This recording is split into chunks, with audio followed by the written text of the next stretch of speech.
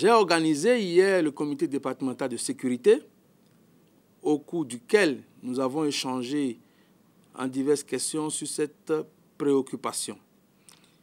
Et le point qui m'a été fait de la part des forces de l'ordre, c'est qu'il n'y a pas assez d'effectifs pour assurer la sécurité de toutes ces manifestations. Deuxièmement, du point de vue sécuritaire, en termes de stratégie, il n'est pas du tout recommandé que sur le même territoire, qu'il y ait plusieurs foyers de tension le même jour et sur le même itinéraire. En conséquence, j'ai invité les responsables de l'ensemble des organisations indiquées qui ont déposé leur demande pour une discussion. J'ai pris la décision d'interdire pour la journée du jeudi 22 juin 2017 toute manifestation sur le territoire du département de Littoral. Ce que je voulais faire remarquer, c'est que cette décision n'a rien d'arbitraire, n'a rien de restriction de liberté publique. Il faudrait qu'on respecte les thèses de la République. Ce n'est pas une interdiction définitive. J'ai demandé aux organisateurs qu'on fasse une meilleure planification des différentes interventions plus tard. Mais pour la journée de demain, aucune marche ne serait tolérée. Je dis bien aucune. Même pas de regroupement sur le territoire du littoral.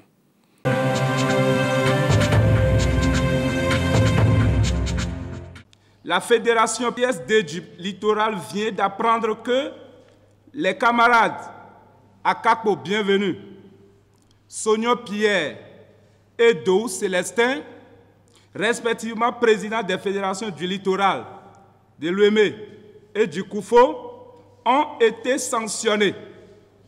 Il leur est reproché de n'avoir pas respecté les décisions d'un conseil national qui se serait réuni le 21 janvier 2016. C'est les départements où nous avons nos fiefs qu'il a choisi de destituer les présidents pour les remplacer par d'autres. Donc vous voyez pourquoi, c'est lui seul qui sait pourquoi il se dépêche d'organiser un congrès extraordinaire. L'heure est grave aujourd'hui. L'heure est grave compte tenu de l'entêtement du président du PSD. Les militants sont dépassés. Ils ne veulent plus voir continuer ces désordres au niveau des grands partis comme le PSD. Ce qui se passe actuellement au PSD n'est que de l'agitation et de la violation flagrante des textes qui régissent le parti. Nous venons dire haut et fort que cela ne marchera pas et qu'il aura à répondre des préjudices causés au parti à travers ces manœuvres plongeant notre parti dans un état de léthargie avancé depuis son élection à la tête du PSD.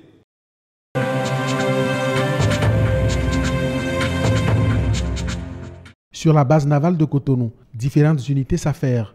Un navire prend l'eau. Les plongeurs sont déjà sur position. Ils constatent les voies d'eau.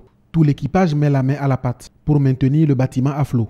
Le scénario du deuxième exercice est encore plus corsé. C'est un exercice d'incendie à bord qui est très fréquent sur les bateaux parce que nous nous déplaçons avec une grande quantité de fioul à bord et ça peut arriver à tout moment. Les sapeurs-pompiers sont appelés à la rescousse. Nous avons fait la reconnaissance et nous avons constaté qu'il y a des victimes dans le navire. Les victimes sont évacuées, le feu est maîtrisé. À la suite des soldats du feu, les personnels de l'hôpital d'instruction des armées de Cotonou entrent en scène. On a procédé d'abord à la catégorisation des blessés en fonction de la gravité des blessures chez les victimes qu'on nous a amenées. Pour le haut commandement, le but visé est bien précis. Entraîner notre personnel pour faire face en cas de réalité. Après avoir évalué notre personnel, il faudrait que nous sachions quelles sont nos limites. À la fin des deux exercices, l'évaluateur du jour apprécie. L'objectif était de savoir si nos différents éléments pouvaient 1. Maîtriser les voies d'eau, 2. Protéger le navire et 3. Se mettre en sécurité vis-à-vis d'eux-mêmes et de leur santé. Nous avons eu la chance de coordonner nos efforts avec les sapeurs-pompiers du port et ceux du GNSP pour pouvoir venir à bout de ces différents feux sur 2 bateaux différents. Je crois qu'on peut dire globalement que c'est très satisfaisant. La manœuvre militaire Kondo 217 prend fin le jeudi 22 juin 2017.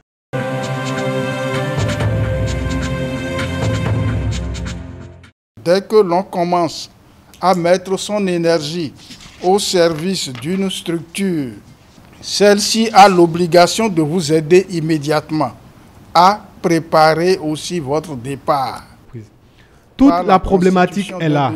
Préparer le fonctionnaire à une bonne retraite, avec à la clé l'obtention facile de sa pension.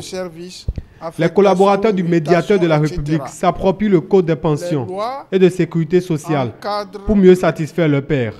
Monsieur le médiateur de la République, votre institution reçoit nombre de réclamations et au titre de ces réclamations figurent en bonne place les préoccupations relatives à tous ceux-là qu'on qualifie de personnes de 3e âge et pour avoir fait valoir leur droit à une pension de retraite. En 48 heures d'échange, plusieurs modules seront organisés pour davantage éclairer le personnel du médiateur de la République. D'abord, de ma position de chef du service des ressources humaines, ce séminaire renforcera notre capacité d'intervention dans la nécessaire collaboration entre les structures du ministère des Finances et celles du ministère de la Fonction publique. À l'issue de ce séminaire, c'est de permettre aux participants d'en savoir davantage sur les dispositions du Code des pensions et les dispositions du Code de sécurité sociale. Une lueur d'espoir pour le retraité dans le traitement de son dossier relatif à l'obtention de sa pension.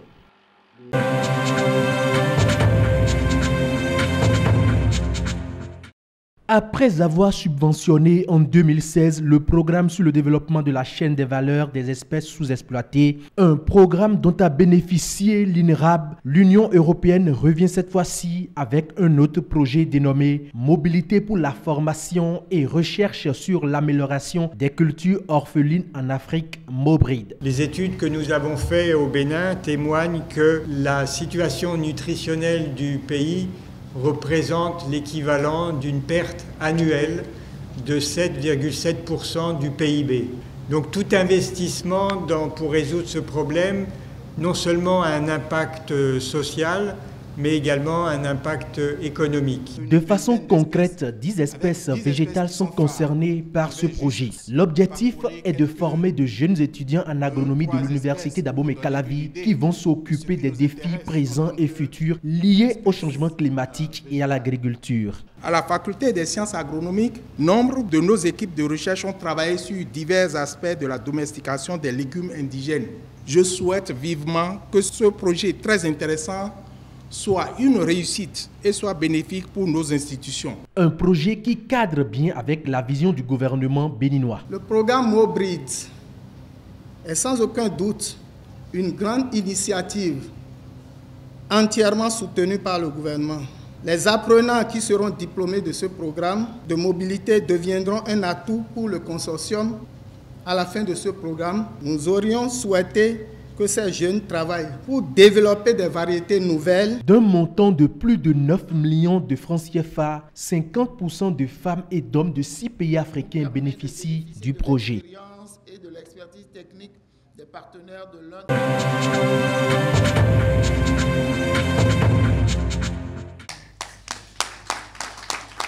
La Société nationale des eaux du Bénin, SONEB, adhère à la qualité. Elle intègre le cercle des rares sociétés d'État béninoises certifiées ISO 9001, version 2015. Il n'est pas excessif de constater qu'avec ce certificat, la SONEB fait partie des sociétés précurseuses et innovantes dans le domaine de l'eau. Par cette certification, la SONEB incarne la culture du résultat. Je crois que nous avons là une belle illustration des effets positifs qu'elle peut produire. Ce mérite vient reconnaître les efforts de la SONEB dans sa politique de fourniture et d'accès à l'eau potable pour tous. L'obtention de ce certificat officiel marque ainsi d'un sceau et d'un label international de qualité le processus de production, et de distribution jusqu'à la facturation des abonnés de la SONEB.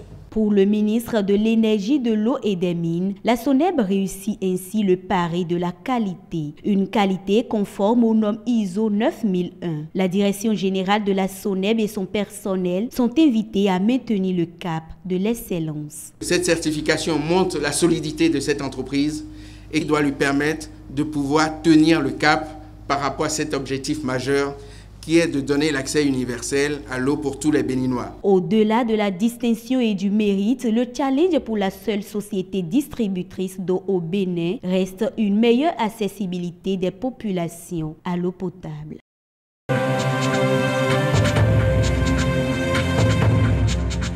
Depuis 2 ans, on essayait de travailler comme ça. Et le seul bloc qui fonctionnait, la table d'opération aussi, est non fonctionnelle. Une situation difficile à laquelle répond la Fondation Assistance et Droits de l'Homme, HR. Elle offre au centre hospitalier universitaire de la mère et de l'enfant une table d'opération, 4 tensiomètres électroniques, un moniteur paramétrique et une lampe signalétique mobile. Ce dont vient soulager tant soit peu les usagers de l'hôpital. Je vous dis tout simplement de sauver la nation. C'est un minimum de matériel offert. C'est peu, je sais, pour le besoin du CHUMEL. Je sais que c'est très peu, mais nous vous prions de bien vouloir l'accepter. Le directeur général du CHUMEL et le personnel médecin ne manquent pas de mots pour remercier la Fondation HR. Les premiers mots seront les mots de remerciement. Remerciement pour cette spontanéité avec laquelle vous avez voulu accompagner l'hôpital dans ses difficultés. Cris ont été lancés et de la dernière émission à ce jour, vous êtes la première bonne volonté qui est venue au secours du CHUMEL. Le personnel et les usagers, par ma voix, vous disent merci.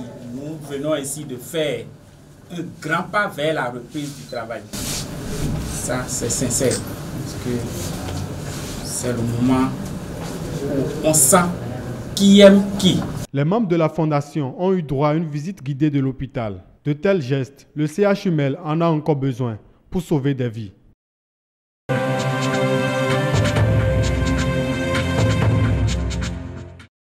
L'origine de la journée de l'enfant africain remonte au 16 juin 1976. Je me souviens que ce 16 juillet 1976, les enfants étaient en train de protester contre des idées racistes du moment. Parce qu'on leur avait demandé d'apprendre à l'école la langue afrikaneur. Les enfants ont dit, nous on est Zoulous. Nous sommes des Zoulous. Nous voulons simplement qu'on nous forme, qu'on nous apprenne le Zoulou à l'école.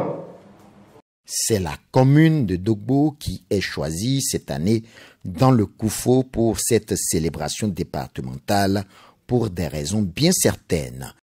Si nous avons été choisis, c'est parce que notre commune est la première où la violence faite aux enfants domine plus que les autres communes. C'est pourquoi je dis nous devons faire un examen de conscience. C'est la seule commune pratiquement où on note une dénonciation des cas de violence faite aux enfants. Il y a plein de violences basées sur le genre, notamment à l'endroit des enfants, dans les autres communes. Mais les gens n'osent pas dénoncer ou accepter d'aller dire simplement tel enfant a été violé ou tel enfant a été violenté. Personne n'ose dire. Mais dans la commune de Togo, le système mis en place par le maire et son conseil permet aux gens d'aller dénoncer au CPS. C'est toujours dans l'optique de la promotion du plein épanouissement de l'enfant béninois que Plan Bénin a choisi un autre slogan. Ça, retenez ça une fois de bon, parce que c'est ça notre maintenant et notre nouvelle stratégie, que toutes les lignes soient à l'école, elles apprennent à développer un leadership de qualité, qu'elles décident de son corps et qu'elles puissent vivre de façon épanouie. Les enfants de la commune de Dogbo ont reçu le soutien indéfectible des autorités communales et préfectorales du Koufo, signe que les éventuels acteurs de violences sur les enfants seront sévèrement punis selon les rigueurs de la loi.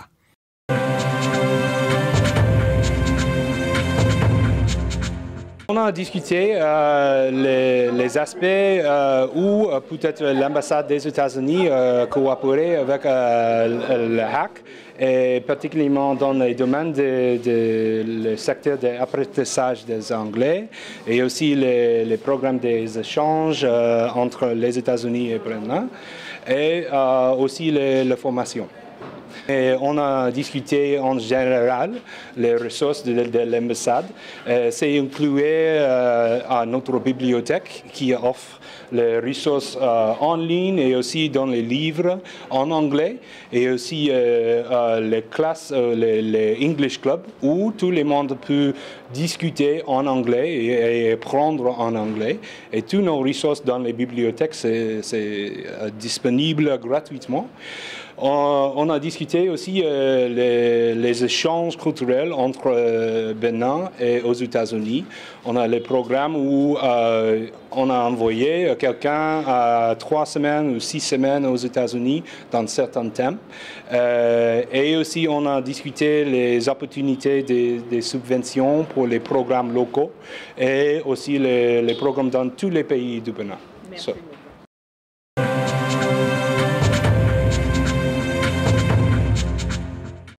Nous sommes en Afrique où les parents ou les familles ou les personnes ont du mal à considérer vraiment l'art comme un métier qui peut rapporter, qui peut être rentable. Donc du coup, il n'y a pas vraiment d'investisseurs dans le domaine. Vous pouvez rencontrer des mécènes, des personnes qui vous soutiennent. J'aime bien ta musique, j'aime bien ce que tu fais comme effort, je te donne telle petite enveloppe, je te donne telle opportunité pour faire ci ou ça.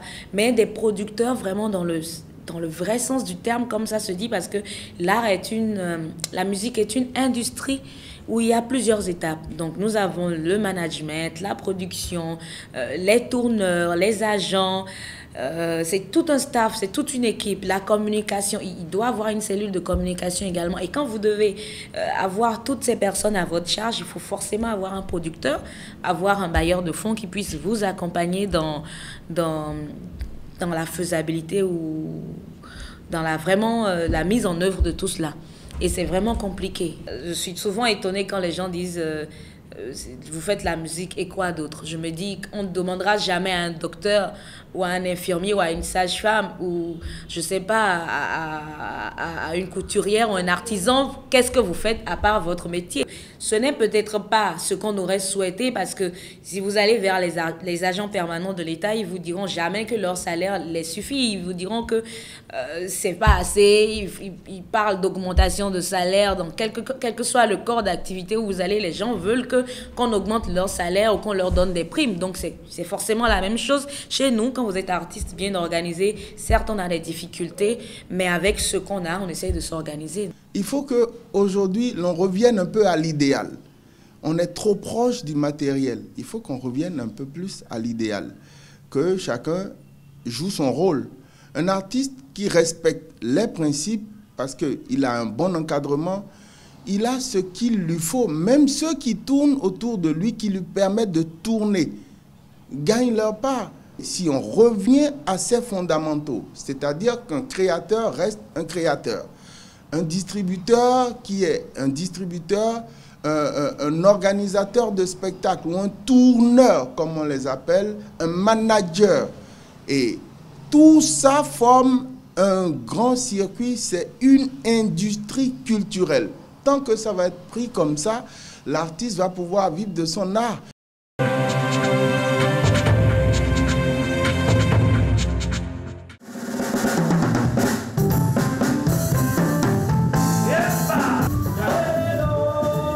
Yao Nana, il s'appelle. Chanteur-compositeur, il est. Peut-il affirmer ou infirmer que le musicien béninois vit de la musique? Il y a certains que la musique nourrit. Mais si je dois tenir à moi mes expériences dans le secteur, la musique ne nourrit pas son homme précisément au Bénin. On a trop peu de temps. Trop peu de temps, chante Corneille Sobossi, qui n'est pas au même diapason sur la question. Déjà, en tant que musicien, il faut entreprendre quelque chose. Au Bénin, surtout. Quand tu es au Bénin et que tu es musicien, tu n'entreprends rien. Je ne crois pas que ça puisse toujours nourrir son emploi. Winscouton, batteur, bat le temps sèchement pour cette interrogation. À part la musique, je ne fais rien d'autre.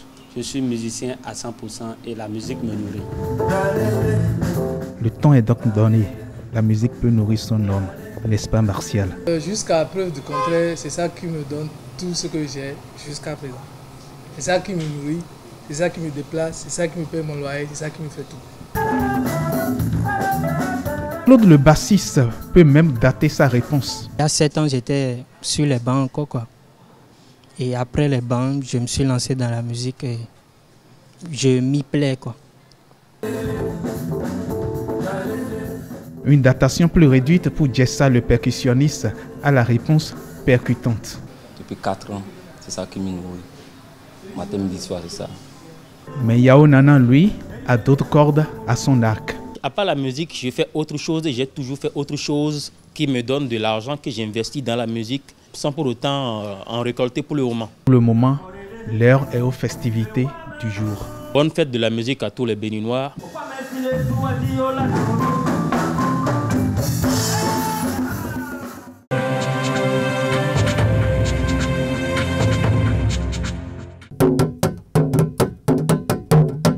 La musique, l'art de produire du son agréable à l'ouïe avec des instruments, a évolué avec le temps.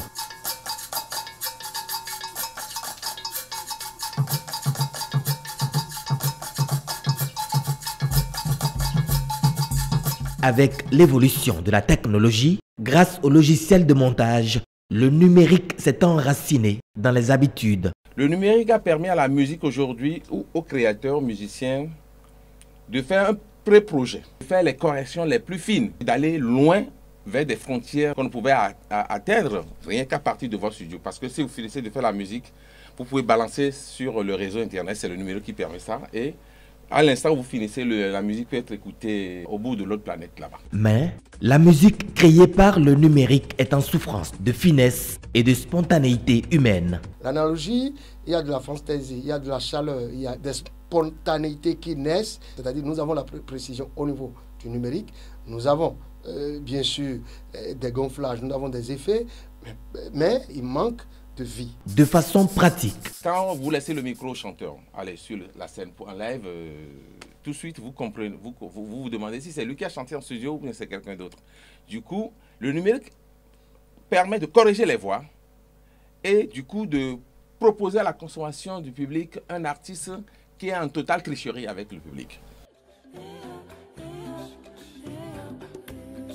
L'avènement du numérique a fait naître de nouveaux types d'artistes, de créateurs d'œuvres d'esprit, de marchés et de producteurs.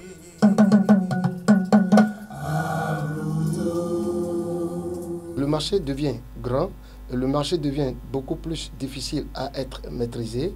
Donc du coup, ça fait appel à d'autres techniques, ça fait appel à d'autres compétences. L'arrangeur Eric Thompson a appliqué le numérique au rythme traditionnel Zinligbete sans le dénaturer. Ce numérique nous permettra d'ici à là de sampler tous les instruments du Gbete, sans nécessairement chasser les musiciens dans l'exécution du Gbete. Mais on sample les musiques et les instruments pour pouvoir faire les avant-projets, créer la musique et maintenant appeler les musiciens et dire venez la jouer de cette manière pour que ça réponde aux standards, davantage aux standards internationaux. Pour les professionnels, l'enjeu du numérique dans la musique doit être cerné à sa juste valeur. Pour que la chaîne tourne, il faut que les maillons se mettent en place et que chaque maillon puisse maîtriser son secteur d'activité de la manière la plus appropriée possible. Ce qui permettra au Bénin d'être révélé sur le plan du son, de la symphonie, de la mélodie. Cela existe.